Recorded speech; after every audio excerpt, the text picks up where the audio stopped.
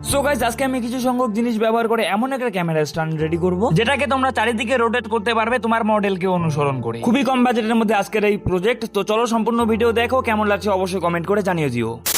So hey hello, আসসালামু আলাইকুম everyone, আমি মজুল, একজন ছোটখাটো কন্টেন্ট ক্রিয়েটর। আজকে আমি বসে বললাম বানাবো একটা মোবাইল রাখার স্ট্যান্ড। তার জন্য লাগবে এই গ্যাজেটটা, একটা এইরকম বেয়ারিং, একটা 2 ইঞ্চি এইরকম নাট, একটা কাঠের টুকরো, আর ঠিক এইরকম একটা বাস। আমার হাতে থাকা বেয়ারিংটা কিন্তু বাসার মধ্যে ঠিক এইরকম করে সেট হবে, আর এই কাঠের টুকরোটা কিন্তু বেয়ারিং এর অপোজিট সাইডে যে ছিদ্রটা আছে সেটাতে ঠিক এইরকম করে সেট হবে। সো দেখতে পাচ্ছ এই কাঠটা কিন্তু অনেকটাই মোটা, আর এই বেয়ারিং এর যে ছিদ্রটা আছে এটাতে কিন্তু অনেকটাই সরু, যার কারণে আমাকে কিন্তু এই কাঠটাকে সুন্দর মতো করে কাটিং করে নিতে হবে। সো দেখতেই পারছো, তারপরে কিন্তু আমি এটাকে সুন্দর মতো কাটিং করে বেয়ারিংটা সুন্দরভাবে এখানে ফিট করে দিচ্ছি। কাঠটার সঙ্গে বেয়ারিংটা সেট করার পর কিন্তু আমার কাঠটা দেখতে ঠিক এরকম দেখাচ্ছে। এখন পালা মেন বেয়ারিংটা এই বাসটার সঙ্গে সেট করতে হবে, যার কারণে কিন্তু এই বাসটাকে হালকা করে মেজারমেন্ট করে নিতে হবে। তারপরে ফাইনালি দেখতেই পারছো বেয়ারিংটাকে কিন্তু বাসের মধ্যে আমি সেট করে নিলাম। দেখাচ্ছে ঠিক এরকম আমার স্ট্যান্ডটা, আর আমার স্ট্যান্ডটাকে আমি ঠিক এরকম থেকে ঠিক এরকমই কনভার্ট করে নিয়ে আসবো। তো চলো, মোবাইল রাখার জন্য এই কালো গ্যাজেটটাকে ইনস্টল করার জন্য আমাকে কিন্তু কাঠটাতে একটা ছোট ছিদ্র করে নিতে হবে। সেটা করা কিন্তু আমার কমপ্লিট হয়ে যায়। এখন শুধু নাটটাকে এখানে ঢুকাবো এন্ড সেই গ্যাজেটটাকে এখানে সেট করবো এন্ড রেডি হয়ে যাবে আমার আজকের মতো ক্যামেরা স্ট্যান্ড।